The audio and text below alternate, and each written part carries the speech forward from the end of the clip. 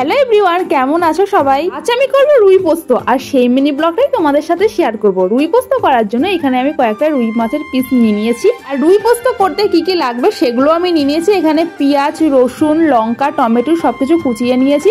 আর এখানে আলাদাভাবে কিছুটা মাছের তেল কিনে আনা হয়েছে, এটা আলাদাভাবে হবে। রুই পোস্ত করার জন্য আগে রসুন, লঙ্কা আর পোস্তটাকে ভালো করে শিলে বেড়ে নিচ্ছি। আর জানো তো, যখনই আমি রুই পোস্ত করি তখনই আমি এই পোস্তটাকে শিলেই বাটি। আসলে শিলে বাটলে না আলাদা একটা টেস্ট পাওয়া যায়, বেশ ভালোই লাগে। তারপরে এখানে হলুদ আর লবণ দিয়ে মাছগুলোকে ভালো করে ভেজে নিচ্ছি।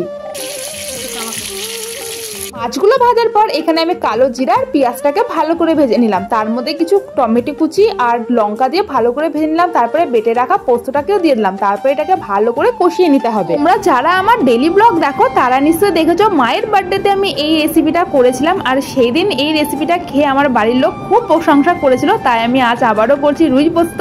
ওটাকে কষিয়ে নেওয়ার পর তারপরে এর মধ্যে জল দিলাম। আর জল দেওয়ার পর কালারটা কিন্তু এরকম এসেছিল। তারপর মাছগুলোকে আমি একে একে ছেড়ে দিলাম। তোমরাও বাড়িতে এইভাবে ট্রাই করো, দেখবে তোমাদেরও ভালো লাগবে। তারপর এখানে আমি কিছু পাকা কাঁচা লঙ্কা দিয়ে দিয়েছিলাম।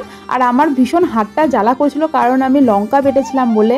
তারপর খেতে বসে গেলাম। আর আজকে আমাদের বাড়িতে দুপুরের মেনু কি কি হয়েছে তোমাদের সাথে একটু শেয়ার করে নিই। ছিল সাদা ভাত, লেবু, আর আমার বানানো রুই পোস্ত, ডাল আর আলু পেঁয়াজ ভাজা, আর ছিল মাছের তেল। গরম ভাতের সাথে আমার মাছের তেল আলু সিদ্ধ দিয়ে খেতে ভীষণই ভালো লাগে। আর তোমাদের কার কার ভালো লাগে সেটা আমাকে কমেন্টে জানিও। মায়ের বার্থডের ব্লগেও তোমাদের সাথে আমি রুই পোস্তটা শেয়ার করেছিলাম, তো আজও আমি শেয়ার করলাম রুই পোস্তটা। তোমাদের ব্লগটা ভালো লাগলে একটা লাইক করো, চ্যানেলটাকে সাবস্ক্রাইব করে দিও।